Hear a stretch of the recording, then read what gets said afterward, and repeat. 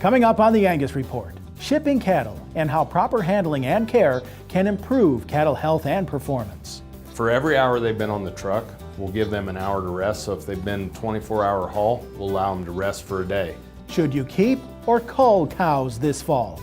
And the future of the Angus breed is in your hands. Candidates for the association's board of directors are announced.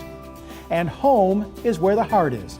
We take you to an Angus family that has ranching in their blood, even though some of them didn't grow up on a farm. This is the Angus Report. Hello and welcome to the Angus Report. I'm Bob Cervera. Our top news this week. In today's cattle markets, cattle are shipped across the nation, which has helped increase market access for producers. However, when shipping cattle, stress increases. Therefore, so does the risk of disease. For many stocker and feedlot operations, it's common to vaccinate and treat the cattle while they come off the truck. However, research is finding it might pay to give those calves some time to recover from their journey. Mannheimia hemolytica is the leading pathogen that causes bovine respiratory disease, and research shows some cattle might develop some resistance to certain BRD vaccinations. In high-risk stocker cattle, we and other researchers are starting to see a high prevalence of shedding from the nose of Mannheimia hemolytica that are resistant to many different antibiotics. We don't know yet if that is an important factor in terms of health of stocker cattle, but we are seeing higher rates of antimicrobial resistance in Mannheimia, and so we're going to be continuing to work on the question of whether or not that affects cattle negatively, and if it does, how we can try to prevent it. And the fact that they are often vaccinated at arrival, but new information coming out suggests that delaying vaccination might be better. It's really still up in the air how best to use vaccines in high-risk stocker cattle. Again, I encourage producers to talk to their vet about the best way to approach this question. Willems was a featured speaker at this year's American Association of Bovine Practitioners annual conference. Visit aabp.org for more information and look for additional updates in the Angus Journal. While BRD is at the forefront of many producers' minds, especially when receiving fresh calves, how cattle are handled and shipped is quite important. Once cattle reach their destination, it's crucial to allow rest time prior to working with cattle. Kansas State Professor of Veterinary Medicine Dan Thompson says animal welfare is more than simple cattle handling procedures and includes everything from pen condition, nutrition, and vaccination protocols. Cattle comfort, there are two main aspects of that. One is making sure that we have a dry, shaded pen that these cattle can rest. The first thing cattle want to do after a long haul is they want to rest.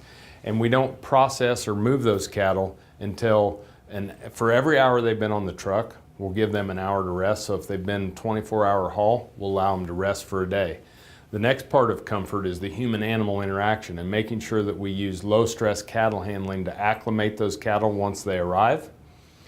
We're then going to make sure on the nutrition side of things, the first few days we want to make sure that we have ample amounts of long stem hay so that those calves have something that they're comfortable, that they recognize. We'll fluff that up in the bunk. We might top dress that hay with our one ration or our receiving ration and allow those animals to get used to that, nibbling on the one ration as well. But really we want to get something in their gut. We want to get fermentation started. We want to have a good water source so that those cattle can get a drink, get rehydrated. Consult your local veterinarian or extension specialist for more information. And once you've shipped your calves, it's time to focus on replacement females. Just like a beautiful truck, you wouldn't drive it off the lot without looking under the hood. So why wouldn't you look deeper into the genetic potential your commercial heifers have? GeneMax Advantage is a genomic test that helps commercial cattlemen select their most productive females from a genomic standpoint. Kent Anderson of Zoetis Animal Health says, not only does GeneMax provide an overall index of a heifer's potential, but also assesses individual maternal traits.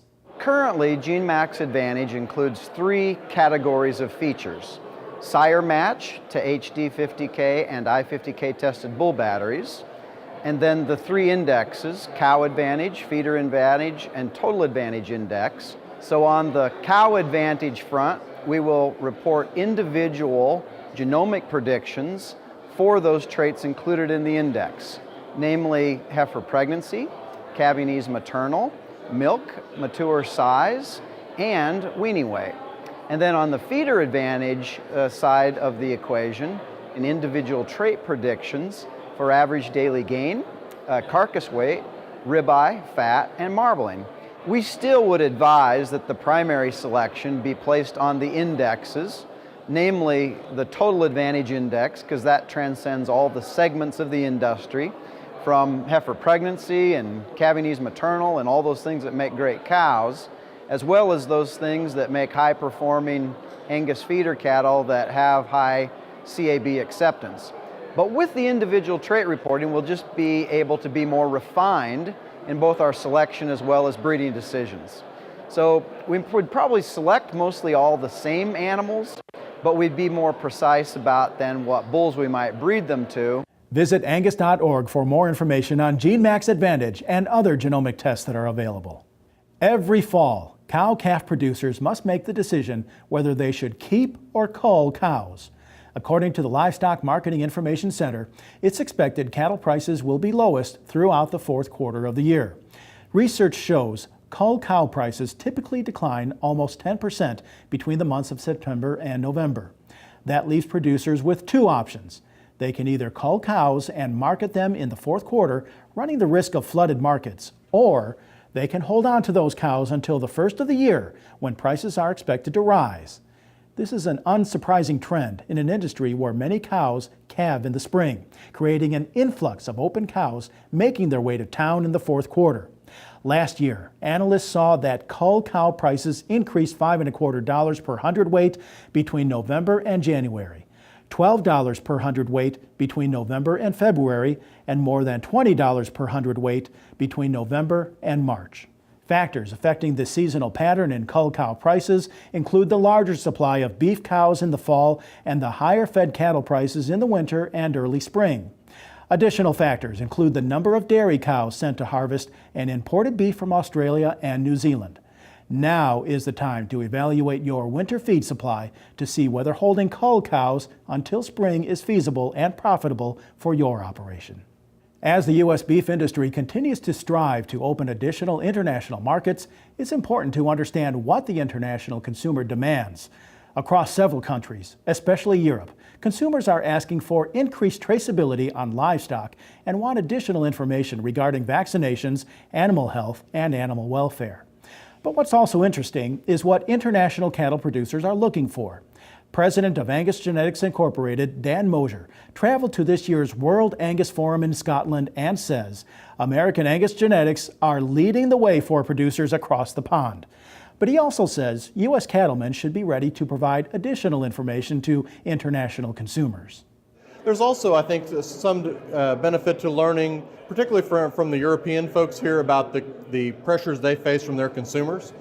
Some of the pressures that they received on some issues are greater than what we see at the U.S. today, but I think over time that we'll probably see some of the same challenges in the U.S. in terms of some of those issues. There's a lot of discussion about genomics, and that's of course something that's nothing new to U.S. breeders, but a lot of other countries are not as far along in the adoption of genomic technology, so they're really looking to the U.S. To see what they can learn from our experiences, to ask a lot of questions about how we've benefited from that technology. They're very interested in putting that to work, and they see the benefit that U.S. Angus breeders have seen with genomic technology. You know, as we meet with breeders and association staff from all over the world, they're very interested in U.S. genetics, that they depend on us to help them advance their own populations. There's a tremendous amount of U.S. semen and embryos and live animal imports as well going all over the world from the U.S. They really see us as a leader, not just in terms of providing genetics, but also in terms of technology. And so it's very encouraging to see how successful they've been using U.S. genetics in their breeding programs. It is once again time to select the next group of leaders to continue to move the Angus breed forward. At this year's 134th Annual Convention of Delegates, 5 Angus members are seeking re-election for a second term on the American Angus Association's Board of Directors. Jerry Connealy of Nebraska, David Del Porto of California, John Grimes of Ohio, James Henderson of Texas, and Dave Nichols of Iowa have recently announced their candidacy. Delegates from across the U.S. will convene Monday, November 6th at this year's Angus Convention to elect 5 directors, a president, vice president, and chairman of the board, as well as vote on any bylaw amendments that might be presented. You can find biographies on each of the 5 candidates in this month's edition of the Angus Journal. There, you'll also find a complete list of delegates from each state. And it's not too late to plan to attend this year's Angus Convention November 4th through the 6th in Fort Worth, Texas. Visit angusconvention.com or call the association to register.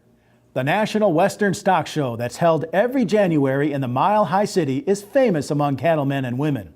Every year, one of the major highlights at the event is the National Western Angus Bull Sale. It's the only sale sponsored by the American Angus Association that has drawn more than 2,500 spectators to the Coliseum on the Hill. The 2018 Bull Sale is Wednesday, January 10th at the National Western Stock Show in Denver. Visit angus.org for more information on being a consignor and for additional information on this year's grand event. When we return, how Angus cattle hold their value and why setting your sights on top quality isn't out of reach. Then we travel to the Country Music City, where we met with consumers, chefs, and retailers of certified Angus beef at this year's CAB annual conference. Visit angus.media to continue watching this episode of the Angus Report. Forward. It's more than a direction. It's mandatory. Because the beef business rewards the progressive, the doers, the ones who know what it takes to go easy on cattle and never set them back. So set your eyes on the horizon, turn your back to the wind, and move your herd the only way you know. Forward. Vista Vaccines. Always ahead. Today's beef consumer has questions. BQA has the answers. Your Beef Quality Assurance certification allows you to share a story that assures customers that you are responsibly raising a safe, wholesome, and healthy beef supply. Becoming BQA certified just became even more convenient with a new interactive training experience that is online and available 24/7. So what are you waiting for? Get started today by visiting bqa.org. Hi, I'm Red Stegall. I'd like to invite you to the 2017 Angus Convention, November 4th through the 6th, right here in historic Fort Worth. It's also open to all cattle producers, whether you own Angus cattle or not. Now you'll enjoy 4 days of Texas hospitality, a ranch tour, an industry-leading trade show, and some of the best educational opportunities in the business. But best of all, you'll get to be with your Angus family, celebrating the successes of the breed and charting a course for the future.